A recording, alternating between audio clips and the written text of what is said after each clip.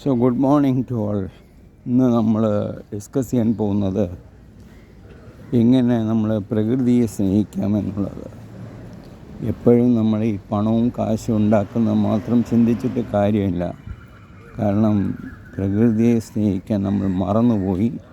അതുകൊണ്ടാണ് ഇന്ന് നമ്മളുടെ ഈ ദുരന്തങ്ങൾ അനുഭവിക്കുന്നത്. എത്രയും പെട്ടെന്ന് പ്രകൃതിയെ നമ്മൾ സ്നേഹിക്കണം. അതാണ് നമ്മൾ അടുത്തതായിട്ട് സംസാരിക്കാൻ പോകുന്നത്. ഒന്ന് ചിന്തിച്ച് നോക്കൂ. ഇന്ന് കടലിലെ മത്സ്യങ്ങൾ കുറഞ്ഞു വരുന്നു, പൊല്യൂഷൻ കൂടുന്നു, പ്ലാസ്റ്റിക്കിൻ്റെ ആക്രമണം കൂടുന്നു. 400 വർഷം കഴിഞ്ഞാൽ മാത്രമേ ഒരു പ്ലാസ്റ്റിക്കിൻ്റെ അവശേഷങ്ങൾ നഷ്ടപ്പെടുള്ളൂ. അത്രയും പ്ലാസ്റ്റിക്സ് ഇന്ന് ടണ്ണ് കണക്കിനാണ് പ്ലാസ്റ്റിക്. മത്സ്യങ്ങളുടെ വീടാണ് കടൽ. ദൈവം നമുക്ക് നല്ലൊരു ആഹാരം എന്ന രീതിയിൽ കോടിക്കണക്കിന് മത്സ്യങ്ങളെ തന്നിട്ടുണ്ട്. സോ ആ മത്സ്യങ്ങളെ ഇന്ന് കുറഞ്ഞുകൊണ്ടിരിക്കുന്നു. കാരണം എന്താ വെച്ചാൽ ഈ പ്ലാസ്റ്റിക്സിൻ്റെ അവരുടെ വീട്ടിലെ പ്ലാസ്റ്റിക്സ് കയറിക്കഴിഞ്ഞു, സ്ഥലം പിടിച്ചു കഴിഞ്ഞു. അവരെങ്ങനെ ജീവിക്കാണ്? കടൽ പക്ഷികളും അവർക്കും ജീവിക്കുന്ന സ്ഥലമാണ്. കോടാനുകൂടിയ മത്സ്യത്തൊഴിലാളികളുടെ ഉപജീവനം നടക്കുന്ന സ്ഥലമാണ് കടൽ. ഇതാരംഭിക്കുമ്പോൾ നിങ്ങൾ ആലോചിക്കണം, ഈ പ്ലാസ്റ്റിക്കിൻ്റെ ആക്രമണം കൂടുന്നു. ഇത് നിർത്തിയേ ആകണം. ദയവ് ചെയ്ത് പ്ലാസ്റ്റിക് ഉപയോഗിക്കുന്നത് നിർത്തലാക്കൂ.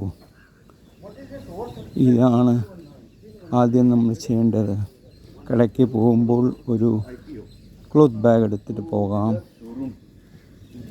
വാട്ടർ ബോട്ടിൽ വാങ്ങിക്കുന്നതിന് പകരം റീയൂസബിൾ ആയിട്ട് ഉപയോഗിക്കാൻ പറ്റിയ സ്റ്റീലിൻ്റെ വാട്ടർ ബോട്ടിലുണ്ട്.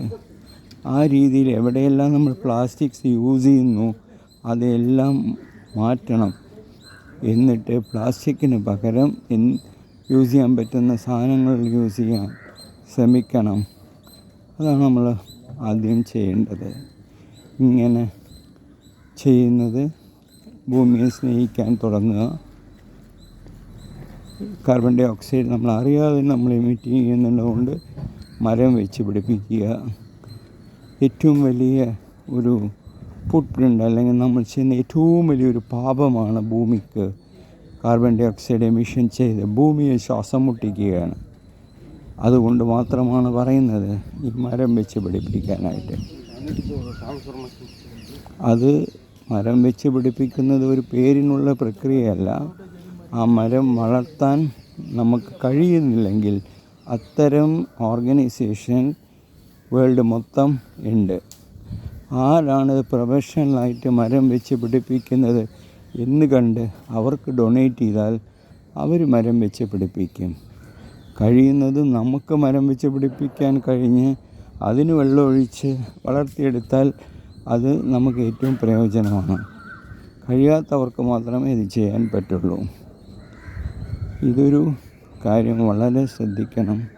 ഭൂമിയെ സ്നേഹിക്കുക എന്നുള്ളത്, അതായത് how to save from carbon sin, ഇതാണ് നമ്മളെ പഠിപ്പിക്കുന്നത്. ഈ പഠനമാണ് നമ്മൾക്ക് ഇന്ന് എല്ലാവർക്കും നമ്മൾ പറഞ്ഞ് മനസ്സിലാക്കുന്നതും ഇതാണ്. പിന്നീട് മറ്റു കാര്യങ്ങൾ നമ്മൾ സംസാരിക്കുന്നത് അടുത്ത വീഡിയോയിലേക്ക് കാണാം. Thank you.